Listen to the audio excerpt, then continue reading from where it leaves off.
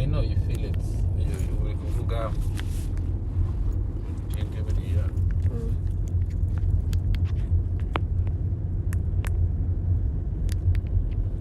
Ase ubu ko numva njyewe to be honest ndicara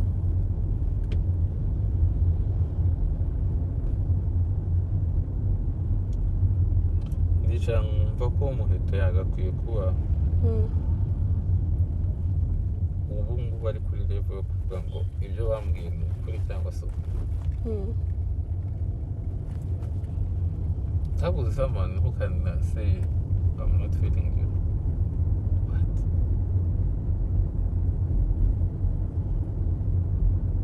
That's when the Mikubgira, like, what did you think? It's hard.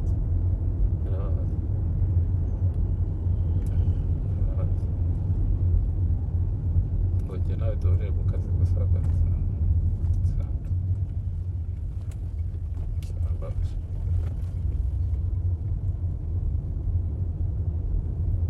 ntarambabaje ariko nyine ikosa ni iryanjye. Ubundi ko wari umaze imyaka 10 n'ingahe, umaze imyaka like 10 years nkora this kind of beauty pageant, ntabwo ndagera muri circumstance igihe no mu contestant twumve turi ubundi feelings zanjye zimbwira ko if I like someone I avoid them avoiding instead. So ubundi se Muheto wamwizeyemo iki ku buryo umuwera open to that level? Ariko nyine iryo ni ikosa naho ariko I agree.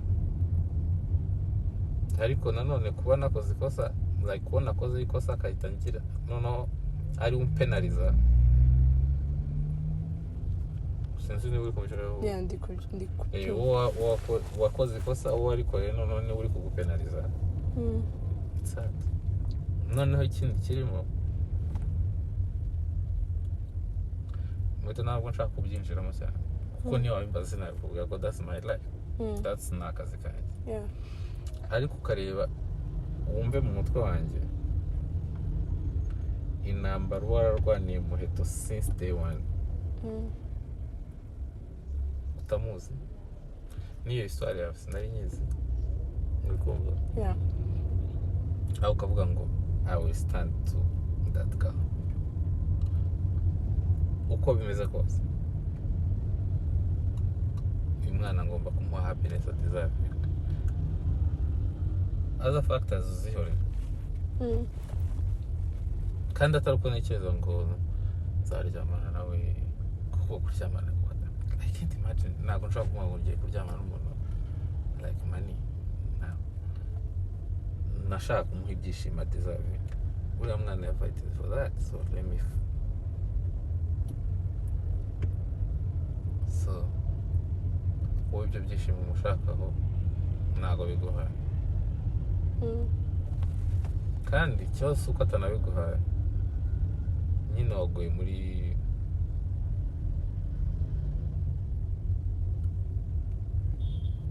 unless ari umukobwa uri smart nashobora kumva wenda smartness yaba afite cyangwa ubukuru yaba afite ku buryo ashobora kugira akavuga atari ko ubundi kuko wanalyzinze nk'umuntu mukuru ubona ko it's possible.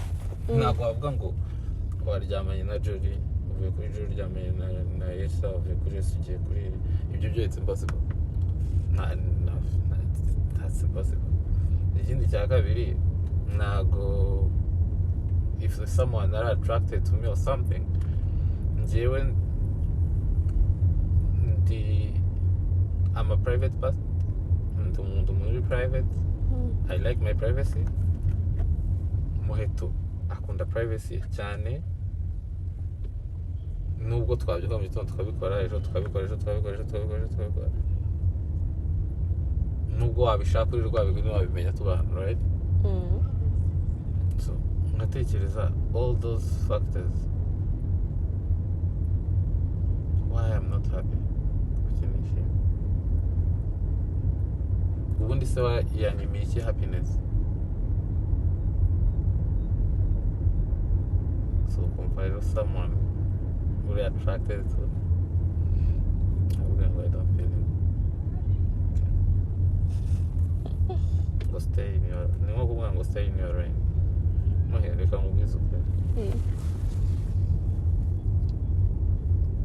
mama siwe nanuhari noneho ngo na like nta kintu gihambaye mfite ubu ngubu nshobora kuvuga sibyo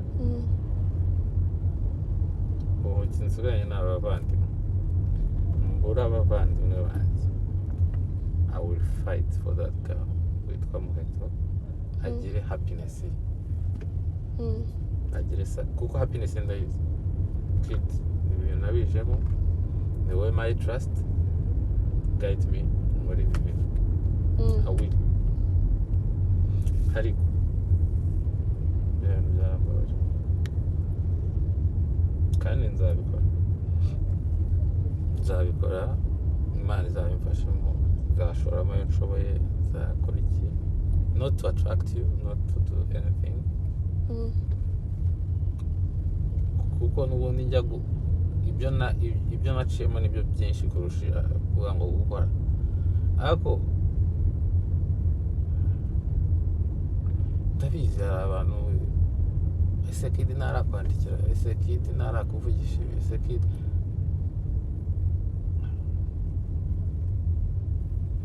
ndabizi biranga n'ababikubaza n'abakora iki ntukibaza if someone like Muheto adashobora kundwanira ishyaka njye murwanira adashobora kumpa happiness njye muhaye adashobora ku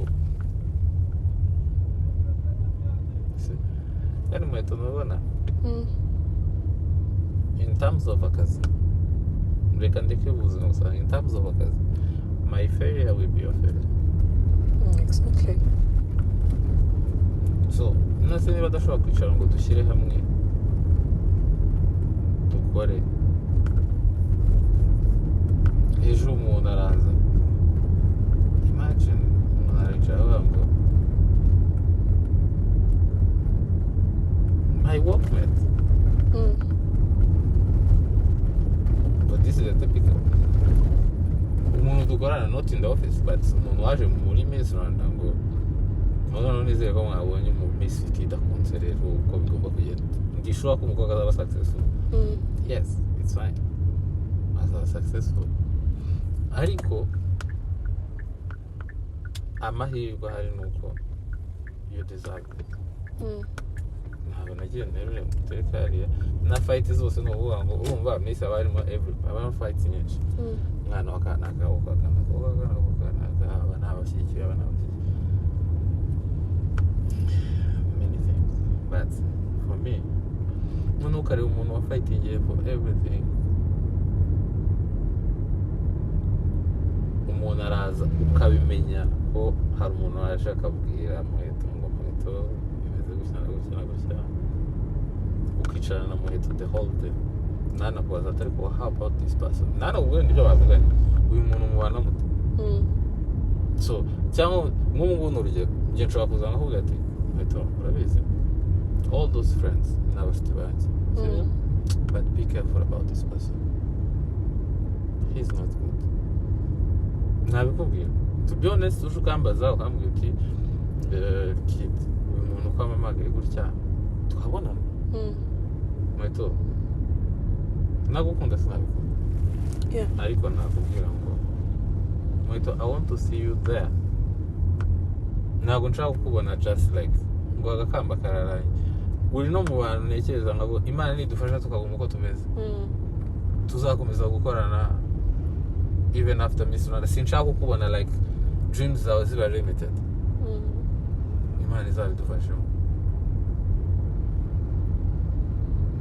ariko nyine ukabona umuntu wowe ukunda gufata ntunyumve nabi ntabwo mbona agaciro wamara kuza kuryamana nanjye trust me no ntabwo ari byo mwiza kuryamana n'umuntu ni feelings ushobora no kuryamana nanjye utakamba ntabwo ari byo kindi kuvuga ariko nyine it's very bad ni ijambo ribi I don't feel you I don't feel you rero anyway sinzi ni ijambo wambwa nawe ni ijambo rigize bikomeye. Muheto, to be honest, naragukunze. Not as a girlfriend, boyfriend, no. Handi umukunda umuntu, umwana ndamukunda. Ibya boyfriend, girlfriend, ibyo ni ibintu byizana. Birabyuka bikaza cyangwa nibize. Ariko n'umwana nishimiye. Unyura umutima wanjye nkavuga ndakunda kabisa. And I will try my level best to make her dreams. Good dreams, at least ndi muri bake ntabwo nyine wa mugani we ntabwo nyiyumvamo. It's okay, it's fine, I'm okay. Ariko how, like, ngo can you say a weekend nawe uza aho ngiye, nawe uza aho agiye, aho tugiye, it's fine. Ngo no akamba ari zo nkazireba. None hari ukuntu umuntu akwavoidinga ukabona ko ari kukwavoidinga, ariko yananiwe kukubwira direct ngo can you stop that.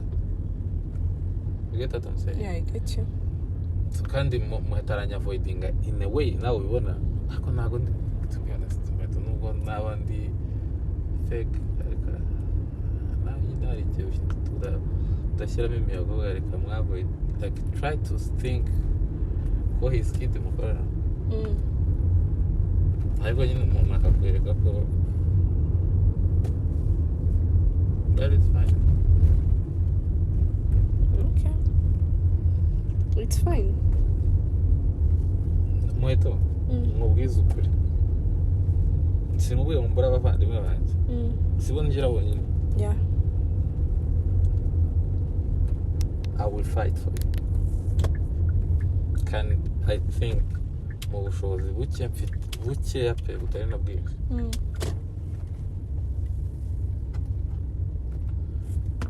Ntabwo ngiye kukubwira ibintu byinshi, but ni benshi nashaka no kuvuga n'amazina yabo. At least ndeba aka kanya navuga ngo George muri n'abanyarwanda cyane ambwira ngo akumva bari ibintu tuvuganye tubivugana. Yeah. George muri n'abanyarwanda cyane ambwira ngo kid sinibona iyo naza kuba tutarahuye. Ariko I don't know niba wenda ibyo nibyo ambwiye, hari ibindi avuga ahandi I don't know and I don't care. Ariko at least my effort iyo nzireba nkavuga ngo okay, at least hari icyo zatanze. Ariko ntabwo nzibagirwa ko Muheto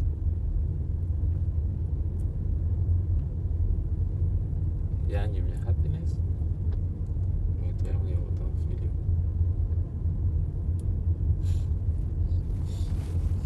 Ariko I love you. I'm glad ko ibiti bitagira. N'ikindi, the other good thing about it ni uko bitaguhindura tu. Ikintu cyiza, I appreciate that. No, kumindura byo byarampinduye, to be honest. Ariko hari ikitahinduka. Ku giti cyawe it's okay, kubera ko n'ubundi nicyo wa mugani wabasabye ngo stay in the lane mu murongo w'akazi. Ikitampindukaho ni kimwe, ni uko nshobora gufata rega Muheto, nubwo nakwicara hano nkavuga ati okay, reka nkora akazi ka Muheto gusa. None ahantu bibera bibi ni uko wibwira ko, for example, twicaye tugakora akazi, navuga ngo ngiye gukora akazi ka Muheto, none ibyo nta nubwo byantwara 30% of my time. Akazi ka Muheto no ni iminota ingahe akazi ke naka, kandi akaba successful, abantu akaba miss rwose, ni sawa yakoze ibintu. Ariko njyewe icyo nshaka is not that. Njyewe ndashaka personal growth, ikimuteza imbere ya Muheto. No, Miss Rwanda ibyo bizakora, abantu bazishima, bazabona ibiki bikorwa ngaho, but icyo ndeba ni personal growth. Ku buryo umwana nishaka kuvuga wese ujuri yabaye Miss, so abantu se niba ibikorwa biri aho, ariko personal growth icyo ndeba nicyo ngicyo, personal, icyo kiri personal. So wowe rero yumbwiye ngo stay in your lane, gube mu kazi, mbashije kubikurikira akaba ari byo ngendera, sha nabikurikira kandi nubwo byamvuna byanyorohera cyane, and I keep. Ariko that's not what I want. Just nshaka ndashaka kubona Muheto. Ndashaka kubona, to be honest, ndashaka kubona papa wawe, mama wawe avuga ngo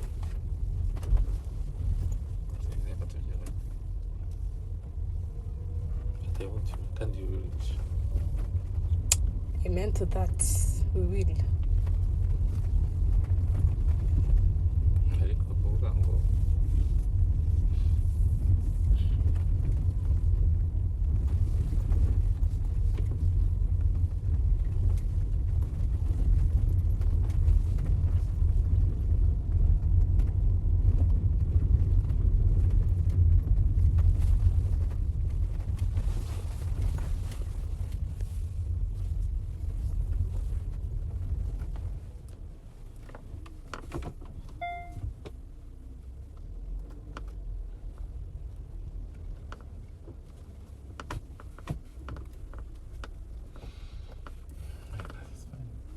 it's fine.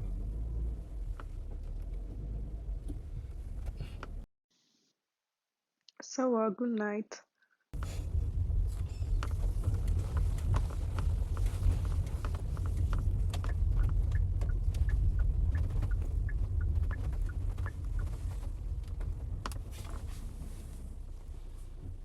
Thank you for the ride.